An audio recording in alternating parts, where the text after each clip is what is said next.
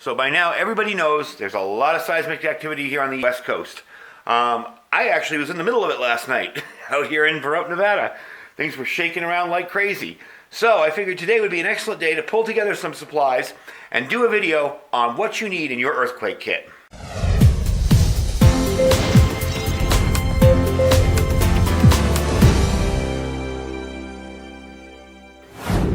Hey everybody, welcome back. So, I thought this was a perfect time to do this. I ran around my house, gathered up supplies that I have in my storeroom, in my second storeroom now, and brought them out here. So I may forget a few things. If I forget a few things, feel free to add them in the comments below. I'm going to give you some basic ideas on what you should store for an earthquake and what you should do during one. And as I do this, I'm going to be putting this stuff away. So you're going to see all the stuff out here, and it's going to move away little by little. Might be a little video, so sit back and relax. The first thing we're going to cover is what to do in an earthquake, okay? So it's really not going to involve any of this stuff. If you're indoors during an earthquake, drop to the ground, take cover, get under a sturdy table, piece of furniture, and hold on until the shaking stops. You may want to crouch inside a corner of a building. You want to stay away from glass, windows, outdoors fixtures, anything like that. If you're in bed, stay there. You know, that's a perfect place. Protect your head with a pillow if you've got something heavy over your bed, which is the main reason that I've always said I want nothing above my bed. No mirrors, no pictures, no nothing. Because where does that stuff go during an earthquake? Falls right on your head. And last night about 8:20, we had one that was enough to knock a few things over. I'm discovering them this morning actually out here. I found a few things that, just tipped over, no major damage or anything. But you don't need a big earthquake to knock stuff off. And that was a good long roller last night. I would say for about a minute we were bouncing. And I'm 150 miles away about from the epicenter. So don't use a doorway unless you know it's strong or a load-bearing doorway. A lot of people used to say, oh, immediately get in a doorway. Well, some of the new houses aren't built so great in those areas. So if it's a load-bearing wall and a doorway that's load-bearing, good place to stay. It won't fall down on you. And stay inside till the shaking stops. Don't go outside because most injuries happen when people run outside and try to leave. They either get in a stampede or glass is falling and hits them or whatever. And don't use elevators. Now, if you're outdoors during an earthquake, what do? Stay there. Move away from buildings, street lights, utility wires, any danger that exists outside of buildings. Stay away from exterior walls of buildings. If you see stuff falling, stay away from it. If you're moving on a vehicle during an earthquake, just stop as quickly as you can. Stay in the vehicle. You don't want to be stopping near buildings or overpasses or utility wires. Stop as far away from everything as you can, in other words. And proceed once it's over with. So you should be okay in that case. Now, here's the most important one. And this is some of the reason that I will cover later with some of the items I have out here. If you're trapped under debris, okay? Last thing you want to do, don't light a match. You might be under there in debris and there might be a gas leak nearby. So don't light any matches to see anything. This is why it's very important to always carry a flashlight on you. But definitely don't light a match. Don't move around to kick up dust. Cover your mouth with a handkerchief or with clothing if you don't have a mask. I carry a collapsible mask in my bag, my little bag that I carry every day. It's a little collapsible N95 mask. But you may not be able to get to it. You may be pinned down. You can tap on a pipe or a wall so rescuers can locate you.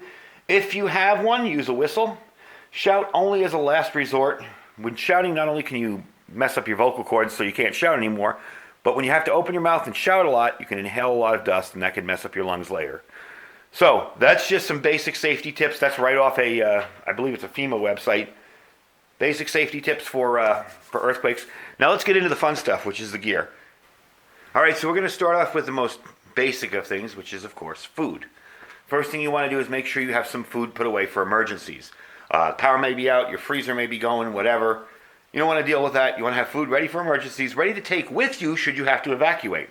We're going to start off back here. I have some freeze-dried stuff here. Again, everything out here is a representation. You can do this any way you want as long as you have some food. And of course, more than 2 pieces of food here. So you can do this with freeze-dried, or you can do this with MREs. You can use bars, any kind of stuff like that. You can fruit bars, energy bars, stuff like that. Doesn't require cooking. That's our next point. If you're going to store food, you're going to need a way to cook it. So, you're going to need some kind of pot, pan. I have a bunch of options here. This is a titanium pan. There's some cooking gear here. Well, camp style stuff. You may be out of your house.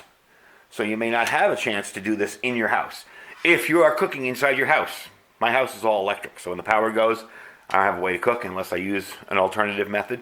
If you're cooking inside your house, please be mindful of CO2. Don't do it in small, cramped spaces. Make sure you have a window, a door open, something.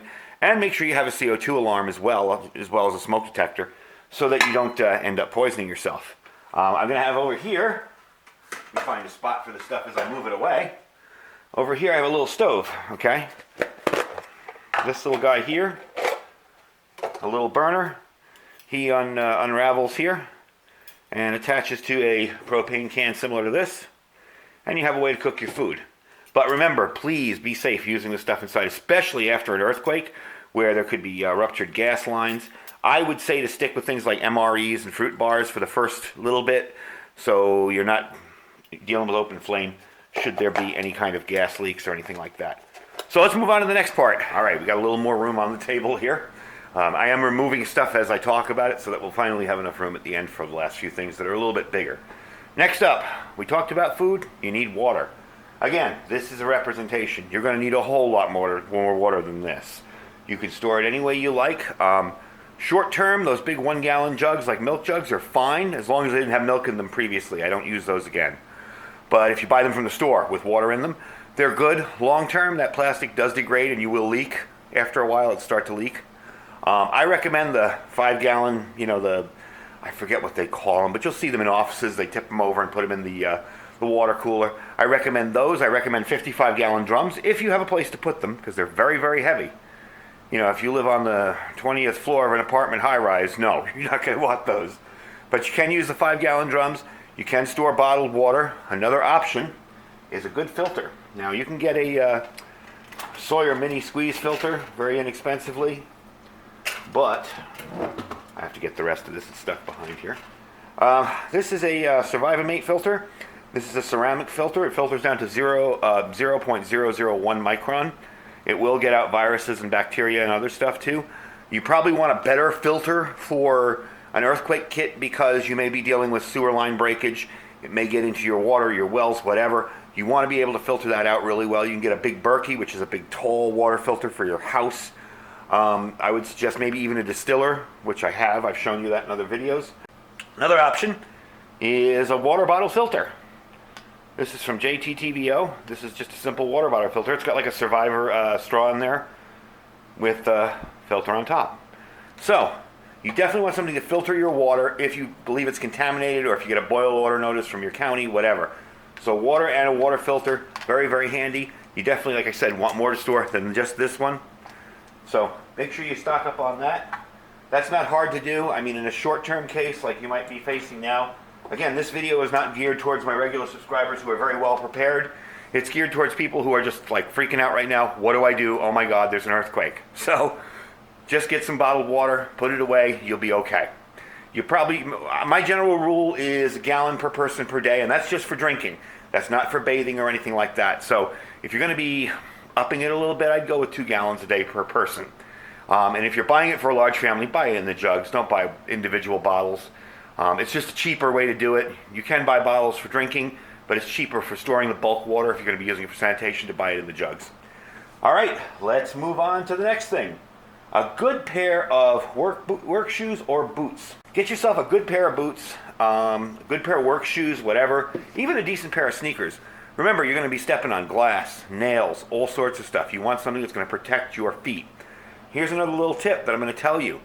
And last night, those were by my bed. Keep them near your bed. If you're in your bed and a huge quake hits and your bedroom window shatters and there's glass all over your floor, well, obviously you're sleeping barefoot. How are you going to get to the bathroom, out of the house, evacuate, whatever? Keep a good pair of shoes by your bed. In normal times, I keep a pair of slippers by my bed. At least they'll be able to get me to my pair of shoes somewhere. But in normal times, I just keep a pair of slippers that I never wear around the house. They're always there for that reason. If there's an earthquake, if there's roof damage, whatever, drywall, nails, wood, whatever, you're stepping on it, keep a good pair of shoes nearby. All right, let's move on to the next item. All right, I can move in a little bit better here now. Next up, we're going to talk about flashlights, lanterns, all that back here. Get yourself a decent flashlight. Handheld one is handy. However, a headband with a flashlight on it is invaluable. It is really, really nice to be able to use one of these while you're working. You got both hands. You can move your flashlight around any way you want. You got both hands to work with, and it makes things a whole lot easier. This particular one is a Nebo Rebel, and it also can come out, as you can tell here, and be used as a handheld light. You just push the top. It's got a high, low, and a strobe, I believe, but I don't know how to get to the strobe right now. But you get the idea. You got these guys here. That's a Olight Seeker 2. Really, really bright light, like 1200, 1400 lumens, I forget. You've got flat little lanterns, okay? Stuff like this. The neat part about this lantern is it's also a USB rechargeable device, so you can recharge your phones from on top. And you recharge it via USB as well, and we'll get into why that's important in a second. I have a little camp light here, and this thing is really nice. This is a little camp light here. This is from Dermalex here. You can just turn that on. There's your battery lights, and you got a bright light there, brighter, and you got a focus beam, and a little bit of a softer beam, and it's off. So you can hang this up anywhere you want. It also has rare earth magnets, so you can stick this up on something metal. Get a good example here. And it will stay in place. You can also charge your phone from this one, a little bit smaller, a little bit more expensive. Also rechargeable via USB. And why is that important? Well, get yourself a decent battery bank. This is a 25,000 milliamp battery bank. It will charge your cell phone many, many times. As you can tell by the thing up here, it's actually, the solar panel on it is reacting from the studio light. By the way, the studio light, the solar panels here, they will take like 2 weeks to recharge these batteries, okay? They're nice for keeping it topped off. They're nice for keeping it, a residual charge in it. What you really want is something like this. This is a 20-watt foldable solar panel. All this gear I reviewed, so if you search for Blitzwolf solar panel, you'll see my review on this. You can see how big it is. I'm kind of close for it. And you got a little plug in here where you'll plug in your stuff and recharge it. That's why I emphasize for both earthquake preparedness and any kind of preparedness, folding solar panel and devices that can be recharged via USB. Very, very handy. So, let's move on to the next item. All right, next up, duct tape. Now, yeah, I know, everybody says duct tape. Get yourself really, really strong duct tape. This is amazing, and this is sold in Walmart. This is T-Rex. This stuff is really, really good. Get yourself duct tape, get yourself some plastic sheeting, or tarps. Now, people don't think of tarps. With an earthquake, you could have damage from a broken window. You could have damage from a roof caving in, whatever. You may need to seal off an area of your house and still live in it. Tarps are awesome for that. Again, representation. You want more than this little one tiny tarp. And this is a cheapy Walmart tarp too. It's not really a good one. However, this did keep us dry. This was on the roof of my house when I had a roof leak. So it did work. And duct tape. So definitely duct tape, clear plastic sheeting, or tarps. I prefer tarps myself. They work really, really well when it comes to sealing up damage. You might also want to think about wood and screws to fit over your windows, just like they do in hurricane areas. Can't beat that for protection. All right, next one's going to be a little controversial because people are kind of concerned about doing this. But I'm going to tell you, store a little gasoline. Now, no, I can't get that whole thing in there. It's just a gas can. Store it safely. Outdoors, away from your house. If you have an outbuilding where there's no sparks or flame, if you don't live in an area that's, super, super hot where that building's not going to be air conditioned, store it safely. And don't store it long term if you're not prepared to store it long term. Most of us have a couple cans of gas in our garage, for our mowers, whatever. Not the safest thing to do, but it works. I come at you from a real world perspective where, yes, I've had a can of gas in here for 15 years. Not the same can, but you know what I mean. So it's probably safe to put a couple of cans of gas away when there's earthquakes around. However, make sure it's sealed up, make sure it's away from anything that sparks, any kind of hazards. My best advice, I have a screened-in patio out front, and usually if I have extra gas, I put it out there. That way, nothing's going to fall on it. All right, next up, tents, blankets, sleeping bags, all that kind of stuff. This is a little SOL. I always find that name kind of funny, your SOL, but it stands for Survive Outdoors Longer. This is a two-person bivvy. This is a very, very thick, you guys have probably seen those silver emergency blankets. This is a very, very thick version of it that is good for 2 people. And I know it looks small, but it folds out into this enormous sleeping bag, and you can sleep in it. It's not going to keep you comfortable in sub-zero weather, but it will keep you alive. In weather like we have out here in the desert, this thing's awesome. Next up, this is a little tent. You have to face the fact that you might have to leave your home behind. You may have to live on your property in a tent. This is a 2-person tent, super ultralight, Golden Bear they're called. They sell these in Big 5. They're about, I think they're on sale now. I think it's about 45 bucks. Super light, I would say less than 2 pounds.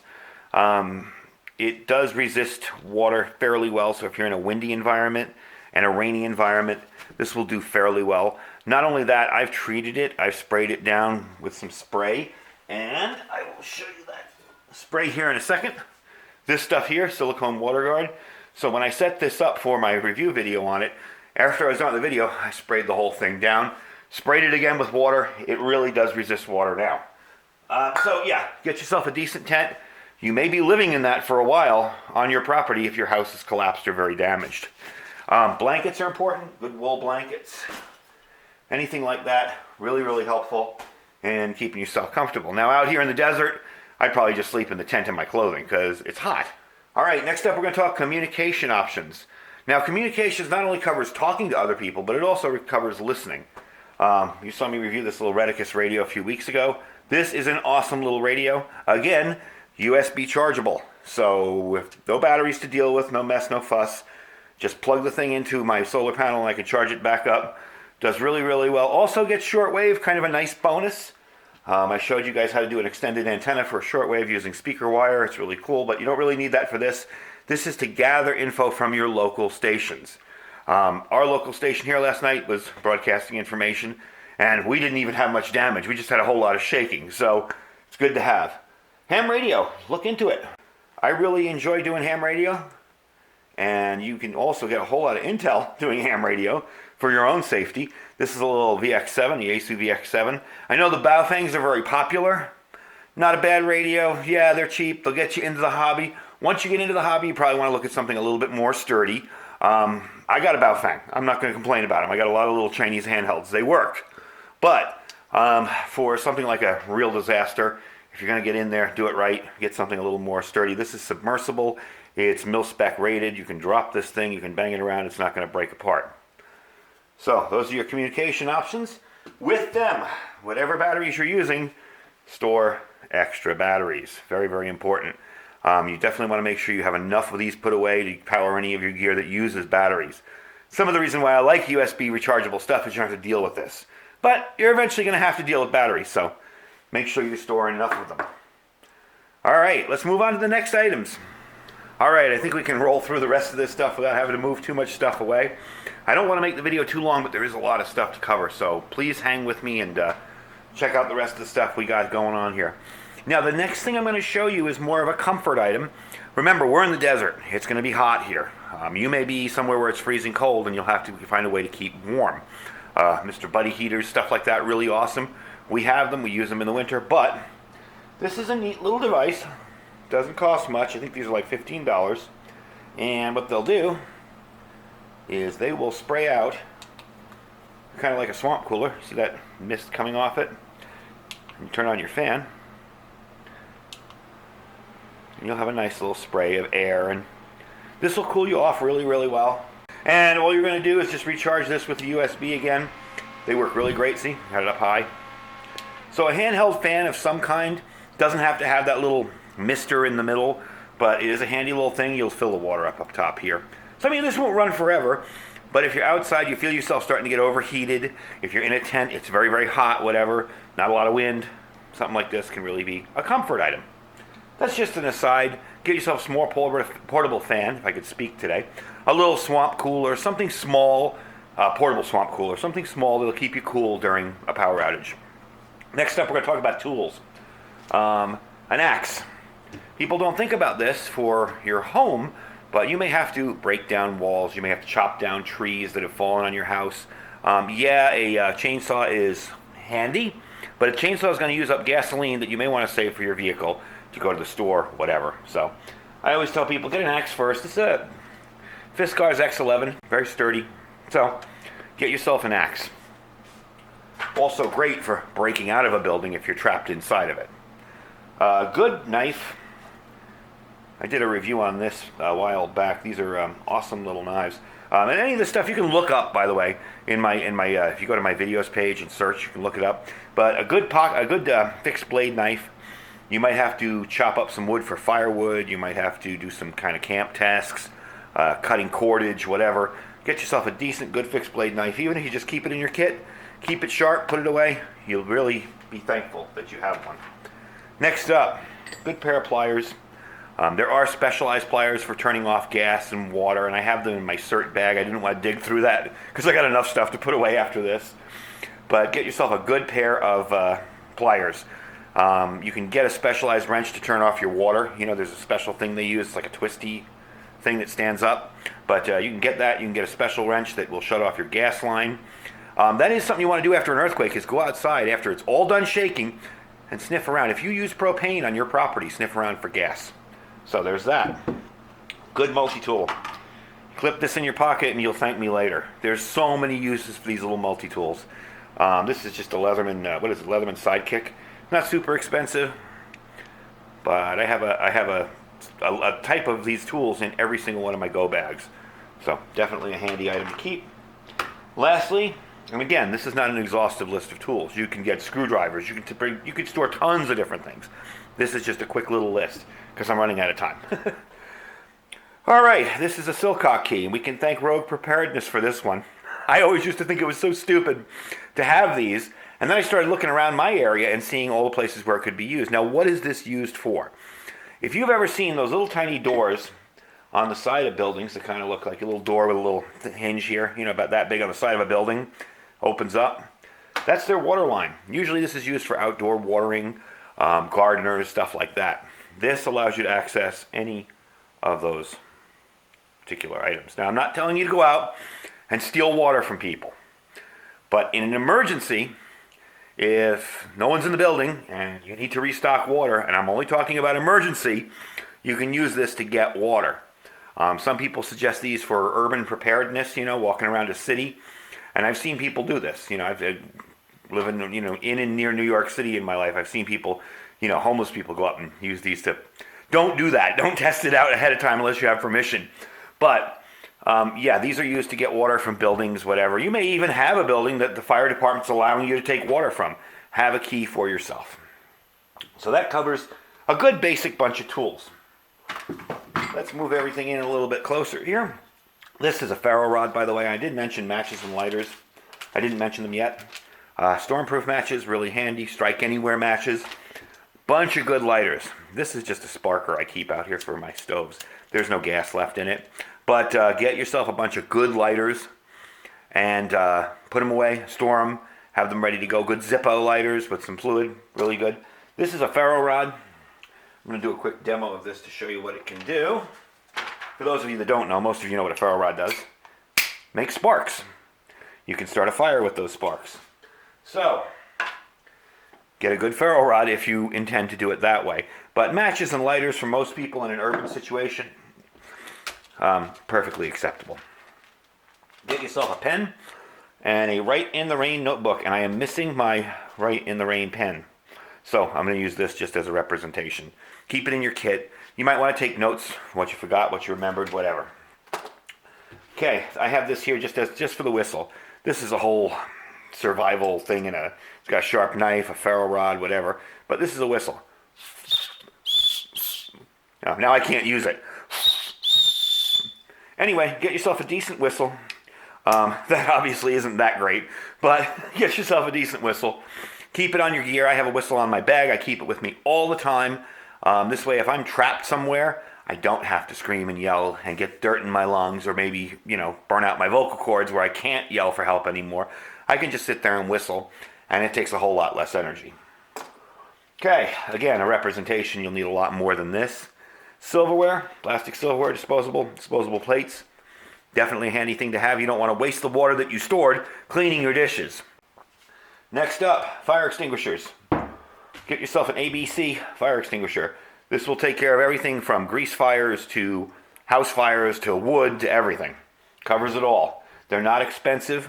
I have a bunch of these in my house. Very, very handy to have. And as you can see with what's going on with the fires after these earthquakes, definitely something to keep around. Now, as I mentioned before, masks, you don't really need the goggles, but this was just there and I grabbed it in my storeroom. But you do have the N95 mask. Goggles wouldn't be bad if you're dealing with, contaminated water and stuff like that. But get yourself a lot of these N95 masks. Very handy when dealing with debris and dust. After 9/11, you remember, people couldn't even get their hands on these things.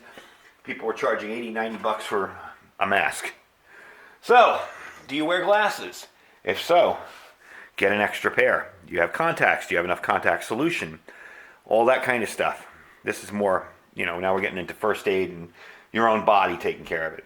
Some extra clothing. You might want to pack that in your earthquake kit. You might want to pack a good, thick, heavy pair of pants that you're going to be working in. Maybe some shirts. Good pair of backup glasses. Maybe 2 or 3 pairs. And definitely some extra contacts or contact solution if you use contacts. Okay.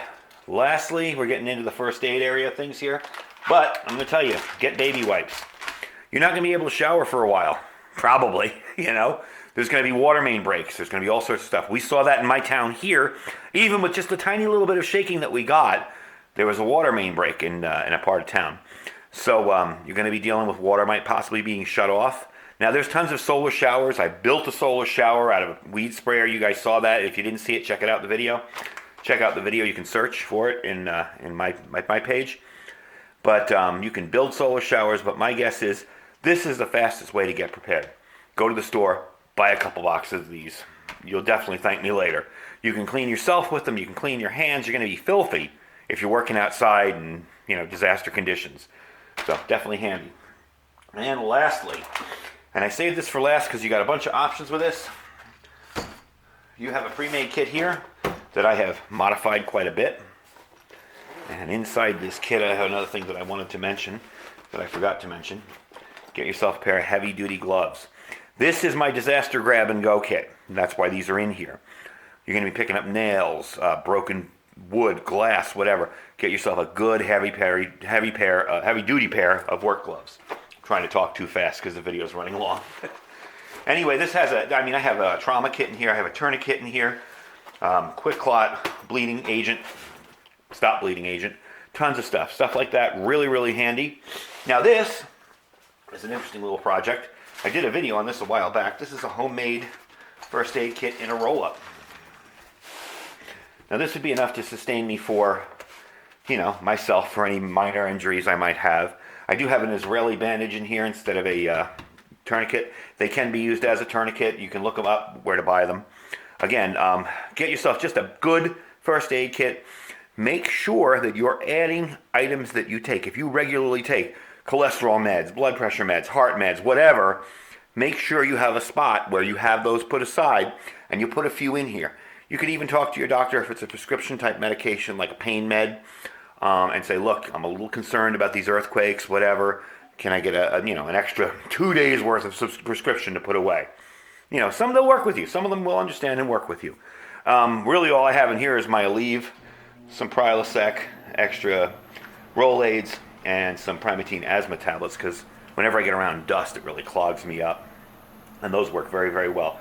But I got a bunch of stuff in here. I got steri strips, triangular bandage. I got some quick clot and some other bleed stop stuff in here. So that is really, really good, by the way, for bad cuts. Ask me how I know when I cut the tip of my finger there. I was able to stop the bleeding. I also have some liquid skin in here, which is very handy. It is basically crazy glue for your body. And in a pinch, yes, you can use regular crazy glue. It will seal up a wound. Just make sure you seal up the wound completely and then put the crazy glue on the top. You want it to hold it closed. Anyway, that is a semi-decent, semi-coherent, quick rant on some good first aid and good preps for any kind of disaster you're going to run into when it comes to these kind of earthquakes that we've been having lately. It's definitely something to think about. We don't normally have them where I'm at, but I know you guys in California have them all the time. And if you're new to this and you're really panicked, don't be. You can spend an afternoon at the store, you can stock up on some stuff, and you can be really ready to go. So I want to thank you guys for watching today. If you have any questions or if you feel I've left something out, leave them in the comments below. I thank you for your time. I know this video went a little bit long. It's very hard to explain all this stuff as quickly as possible. But I do thank you guys for watching. And by the way, don't forget to check out our Amazon store down below. We try to keep everything that I review in that store. So if you don't see anything in the store you like, just click the link and shop as you normally would. It really helps out the channel. And don't forget to check out our Thrive Life freeze-dried foods. That link is below our Amazon store. And I'm also going to leave a link to the FEMA earthquake preparedness site on top there. I don't know if it was FEMA or a local California government, but I'm going to leave that link that I got the information so you can read that over at your own leisure. Anyway, folks, thanks for watching. Thanks for sticking with me for a long video. Stay safe and stay prepared.